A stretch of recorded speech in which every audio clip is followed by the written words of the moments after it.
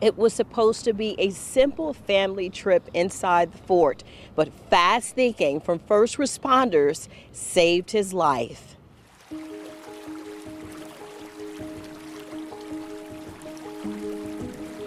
There's lots of history at Fort Castillo de San Marco in St. Augustine, going back to the 1600s.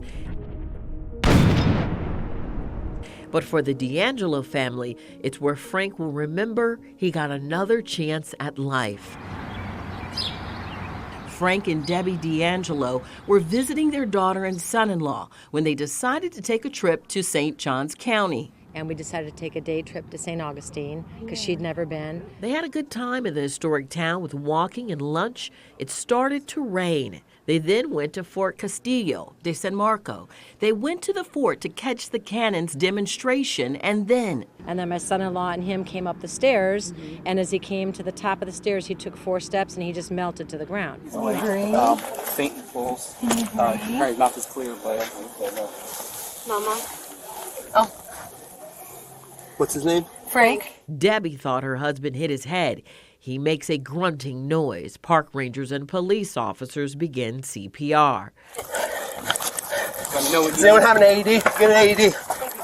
Jonathan Carrera was one of the first responders that helped Frank. This is body cam footage of them saving his life. And as soon as I saw Frank, I knew that something wasn't right. Unfortunately, I've had some, experiences dealing with sick people. St. Augustine Fire and St. Johns County Rescue rushed Frank D'Angelo to the hospital. It's literally a miracle.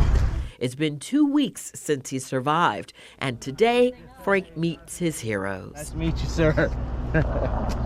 Frank doesn't remember most of the visit to the fort, passing out, or who saved his life, but he sees them now.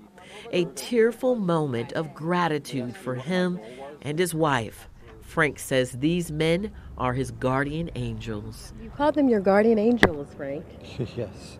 If it wasn't for them, I wouldn't be here. My family would be coming down here planning a funeral. Yeah. Not me, not being able to talk to me ever again. My grandchildren would never be able to see me again. Debbie says his doctors told her Frank had sudden cardiac arrest, known as sudden death. Only 5% of people survive this medical condition. Despite the odds, he is well and alive. Thank you. You made a big difference. Now it's time for Frank and Debbie to head back home to Ohio, where their children and 11 grandchildren are waiting to see them again. Janice Harris, Channel 4, the local station.